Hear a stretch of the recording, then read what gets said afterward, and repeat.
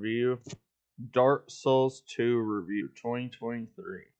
The most the most divisive Souls game. This video is by Skazy. Alright, let's check this out. About the favourite FromSoft games, you'll often hear people say Dark Souls 1, Dark Souls 3. When you hear people talk about the favourite FromSoft games, you'll often hear people say Dark Souls 1, Dark Souls 3, Bloodborne, Elden Ring, and people might disagree, but generally they'll see your point of view. And then every now and again, someone will say Dark Souls 2, and the response is a little bit more... Get out. Get out. I mean it. Now, I'd already played Dark Souls 1, Dark Souls 3, Bloodborne, and Elden Ring, but I'd never given Dark Souls 2 Get a out. try. So I decided to take the plunge and see what makes Dark Souls 2 so much more divisive than all the other games in the series. So to keep things with a little bit of structure, we're going to focus on three main areas which I think make the FromSoft games really great. So we've got the bosses, the zones, and the combat. So to start with the bosses, I think it's really important to get one thing clear at the start. You know, similar to Dark Souls 1, Dark Souls 2 does feel quite old at this point, and the combat in FromSoft games has come a long way in the last 10 years. So this really shows more than anything else, I think, in the boss style. So some of the bosses are really easily It's beaten a just fucked from up getting looking behind, boss. swinging at them without any real thought. This was It's at its like a very worst when I was monster fighting made up Twisted of Demon, dead which bodies. the fight just became a complete joke. But I'm going to put this down to age more than anything, as Dark Souls 1 had the similar sorts of issues with some of their bosses too. So that aside, I think Dark Souls 2 genuinely has some of the least memorable bosses of any FromSoft game that I've played to date. So there were a few highlights. I enjoyed the fight with the Smelter Demon, which felt like a real skill check for me running a pure strength build up until that point. There's a really good throwback to Dark Souls 1 with the Belfry Gargoyles fight, even if it doesn't quite capture that same sort of magic that Dark Souls 1 did. I also really enjoyed the endurance test fight in the Ancient Dragon, working out its sort of moveset and how I needed to be positioned. And the game keeps some of those really great cinematic bosses, which it's known for. So when I first encountered the old Iron King, that was probably one of my personal favourite moments from the entire game. Like, the intro to that fight was just great. But unfortunately, some of these were the ties that were drowned out by other fights that just became a complete chore, or, as I was soon to find out, were yet another gank fight. Now, not all of the gank fights were bad. Throne Watcher and Throne Defender fight, that was really cool. And it showed the best of the older Dark Souls games, where you've got two enemies with like vastly different strengths and weaknesses, like Ornstein and Smough. But I honestly can't tell you how hard my eyes rolled when I saw that the Ruined Sentinels boss was just 3 copy-pasted bosses in the same arena. Now, it's not that they were particularly hard once I got the idea, but it just wasn't that fun. Each one on its own was quite easy, and that made fighting 3 of them just more of an annoyance than a real challenge. It's artificial difficulty rather than a well-designed boss fight. This repeats over many bosses, and by the end of the game, it made me think less of the boss design for the entire game as a whole. Now, before we move on to the zones, there is one more thing that I want to say about the boss fights in Dark Souls 2. Some of the runbacks are absolutely awful. Now, I know it's been said before, but I can't stress enough how much some of these made my blood boil. Even when it was like running back to a boss that I liked, so the run back to the Ancient Dragon, the run was so filled with enemies that I honestly had to walk away a couple of times so that I didn't snap my controller. It really made me realise how much I appreciate like the stakes of Marika and Elden Ring, because I just hope that we're leaving the whole run back to a boss fight as a thing of the past. Now, for what Dark Souls 2 might lack for in boss design, it definitely makes up for with the zones. The sheer variety and quality of the zones here is just incredible. It might lack a lot of the interconnectivity that was loved in Dark Souls 1, but the sheer variety here is incredible. There's huge castles, snowy plains, gloomy woods, huge fire-themed fortresses, and even a couple of classic From Software poison swamps for good measure. In most of them, there's an incredible amount to explore too. The addition of 2 new features really brought this to life. So there's Pharos Lockstones and Branches of Yore. The Lockstones allow you to basically open up invisible walls, which sometimes might not really have a lot in them, but other times will open up to a new boss or an NPC, which massively adds to the feeling of exploration and discovery. The Branches of Yore allow you to interact with NPCs who've been turned into stone. So this might unblock access to a zone that you can't get into, or provide a new item that could open up a new feature in the game. So in my experience, I used a Branch of Yore on a random NPC that I found, which provided an item which basically started a quest line. to create weapons from souls of bosses that I'd killed. It really made me feel like each player could go about things differently through the game, and that this would have a genuine impact on the way that they experienced it, which I really liked. This was also something that I felt that was a bit deeper than in a game like Dark Souls 3, and it's definitely a reason why I can see that some people really do love Dark Souls 2 as a game. Something that I didn't expect to enjoy was the level of verticality in so many of the levels. Now, don't get me wrong, I failed again and again in areas where platforming was needed. Wasn't a bad place ladder. It was a parkour ladder. Fuck! Oh my god. Fuck. No! But it made each area feel so much bigger than it initially seemed. If I played the game again, there'd definitely be so much that I'd missed, and that just adds like a huge amount to the replayability of even some of the later games didn't manage to capture. Something that also really stood out to me in Dark Souls 2 more than any other game, barring maybe Elden Ring, is that there's such an incredible hub area of Majula. I honestly think it's one of the best crafted areas that FromSoft have ever made. Despite there being a huge variety of zones, it manages to feel really unique and a bright and hopeful place in an otherwise dark and dangerous world. There's so many NPCs to interact with there, places to visit, and there's surprises to be found even in there as the game progresses on. The first walkout from the dark and gloomy wood of Things Betwixt into Majula is such a good contrast. It's an incredible opening to a game, and it's not often in gaming that you do get moments like that.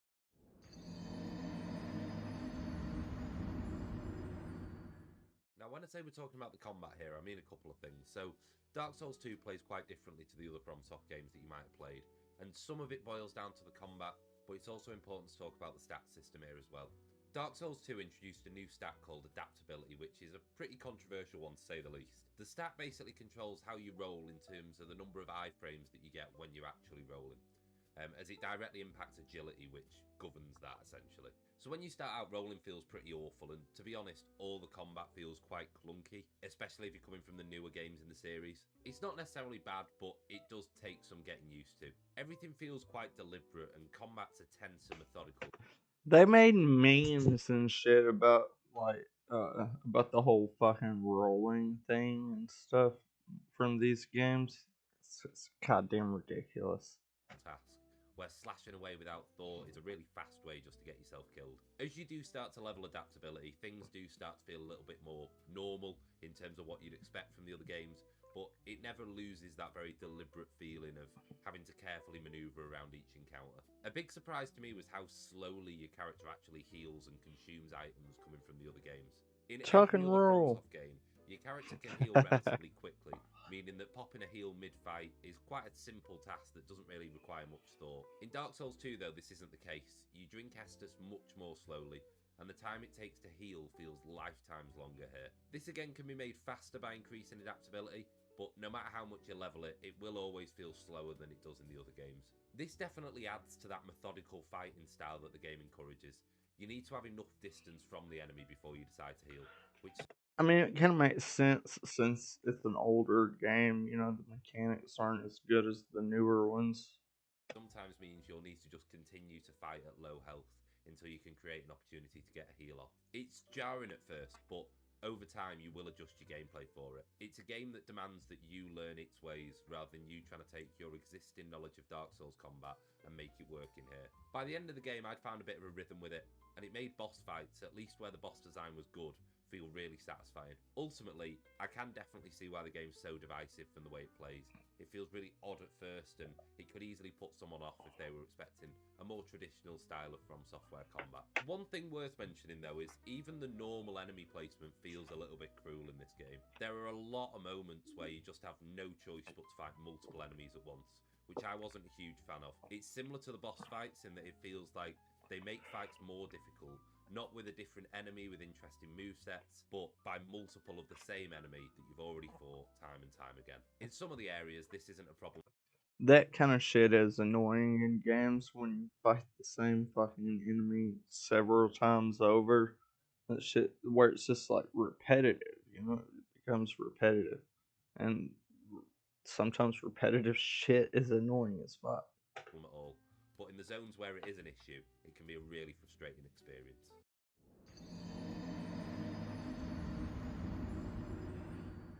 Overall, I walked away from Dark Souls 2 feeling really conflicted. I'd enjoyed my experience, and I'd met some really cool people along the way when streaming the game, and the community around Dark Souls 2 is a really welcoming one, and it helped me work out a lot of some more unique aspects of the game. But towards the end, I was just looking forward to it being over, in a way that I've never felt about any other of the FromSoft games I've played. I'd come to appreciate the game for what it does well, but it just wasn't it for me. Clearly there's a big community that love it, and that's great, but I can understand why people have such strong feelings about this entry in the series. It was a great ride, but I don't think I'll be revisiting the world of Dark Souls 2 anytime soon. I hope you enjoyed the video, and if you did, don't forget to like and subscribe. I stream a lot of FromSoft games over at skazy_ty on Twitch, so please drop by and talk about anything FromSoft with me. Hope to see you there. Yeah, I don't think that I would play Dark Souls 2, honestly. It's time. We're going to see what this game is truly Jesus. like. We've seen a lot of spirited discourse. Not what I wanted to watch. I got a different video that I want to watch now. YouTube's trying to make suggestions for me. It's like, bro, I've already got a lineup of videos that I'm going to watch and check out tonight on stream. Like, although YouTube does know me well sometimes. I'll be watching the hell out of Asmongold's videos.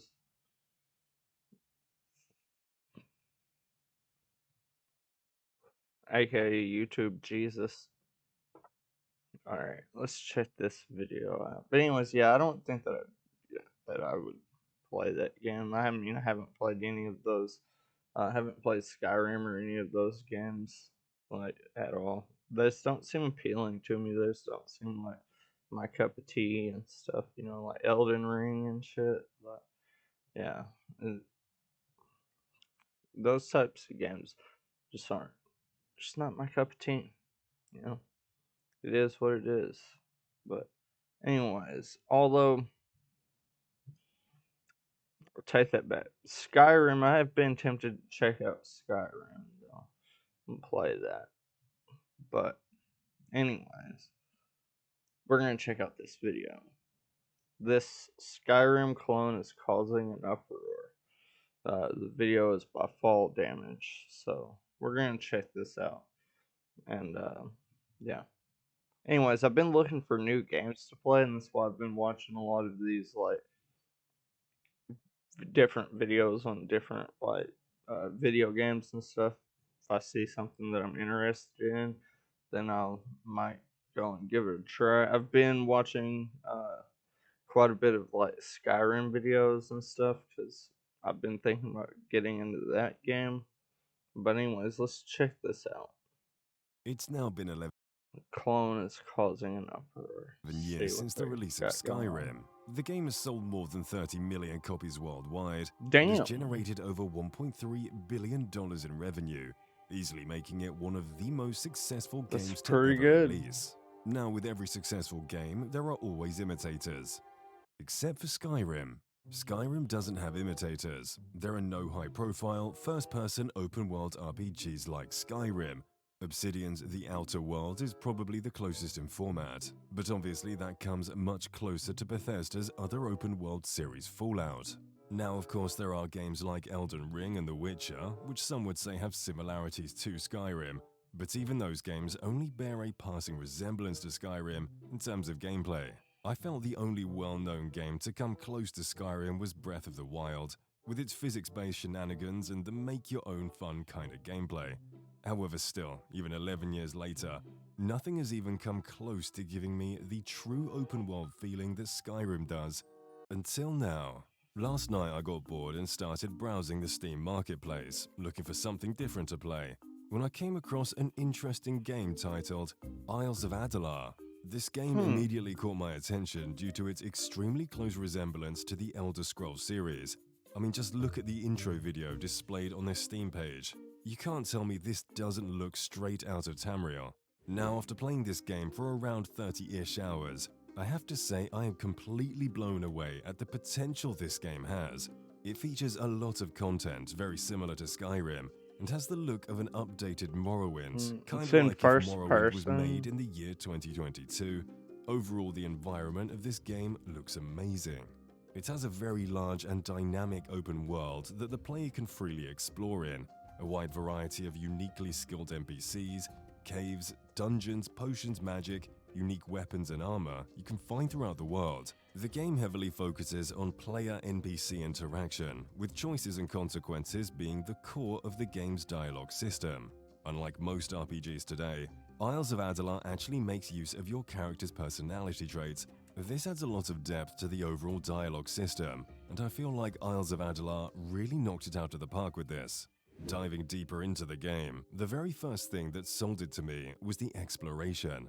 Isles of Adalar comes packed with a rich and vast world that's filled with mystical creatures and alien life. Isles of Adalar gained quite a lot of traction back in 2020 when it first came out in early access. It took the RPG world by storm with its early gameplay and the extensive features inspired by the Elder Scrolls series. But it's been quite a while since the last time we got any real updates about the game. The last update Isles of Adalar received was back in February of 2022, in which the developers introduced new terrain, ocean shaders, dynamic occlusion, new biomes, a much improved character creator, and even improved some cutscenes to make the game look much better. And since then, a couple of small updates have been added to get rid of known bugs and issues with the game. This still gives us hope that the developers are doing their best they can to turn this dream of an RPG into reality. But of course, that takes time. So, is it worth playing? Well, at this point, Isles of Adalar is still early in development and needs a lot of work before you can fully enjoy all the game has to offer. However, it has come a very long way from where it started years ago, with constant updates and creative ideas from developers. But looking at the current state of the game, it's better to wait until we get more updates and bug fixes from the developers. I've said earlier, and I'm going to say it again. It sounds like it looks okay. It looks like it has potential, but it's kind of choppy as far as the graphics goes, and it's in first person. Which I mean, I can get past the first person stuff as long as there's like a big open world for me to explore and stuff like that. And as far as it being in first person, like it this would be a cool ass game to play in VR or something. I could play something like this in virtual reality, with it being in first person and all of that stuff. Man, yeah, this would be a dope game to play on a VR headset. But uh, yeah, only because the first I'm not really a big like first person fan, but it could be fun. It could be fun as long as it's got a big world. But I am interested to see where this game's gonna go and what it looks like in the future. That Isles of Adalar definitely has the potential and the foundation to become one of the best upcoming RPGs in the future, if the developers manage to carry on with the work that they've been putting into the game so far. Currently, the game has many issues, bugs, clunky animations, and awkward combat, but I guess that's to be expected, since the game is being developed. That's every RPG, it seems like lately.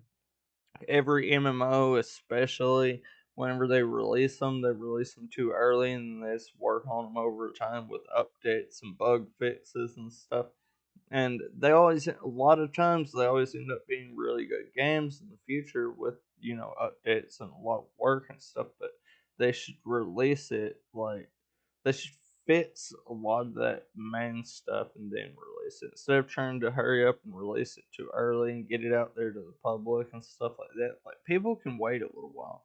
I'd rather wait a little while on a game to release when it's gonna be good, and I don't have to deal with bugs and stuff like that during gameplay and worry about, like, when are they gonna do an update to fix this or that problem and stuff. I'd rather it just run smoothly from the time that I fucking buy it. I mean, it just is what it is.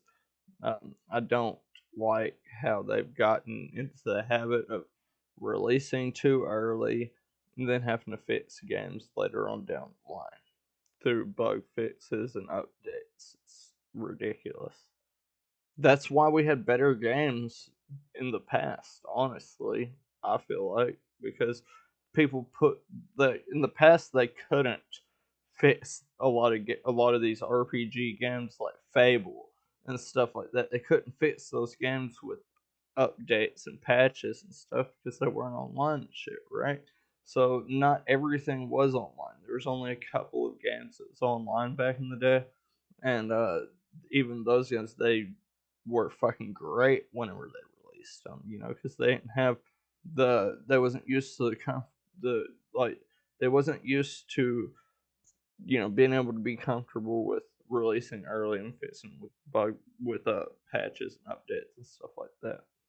So they put in the work to fix them because they only had this one shot. If you fuck it up, you know, can't go back and redo it. So they had to get it right. And honestly, I kind of miss that. I miss the days when they put more work into the game being finished before they released it. Developed by a very small team of indie developers, and for such an ambitious project, they are going to need a lot of time and money to make this game perfect. But it really does have that It'll pay off. Like, it'll take a lot of time and money, but I think that in the end, it's gonna pay off with this game if they do put the time and money into it. Like, they'll get that money back and then some. So, like, if they do it right, if they don't fuck it up. special feel of an Elder Scrolls game that we don't really see anywhere else on the market, and despite all the issues, it's still a very promising game to look forward to in the future, which is why so many gamers are supporting this project. If any of you watching right now have also played Isles of Adalar, please let me know your opinion on the game down in the comments. I'd love to hear it, and since you made it to the end of the video, why not subscribe? Yeah, I might check that game out. Okay.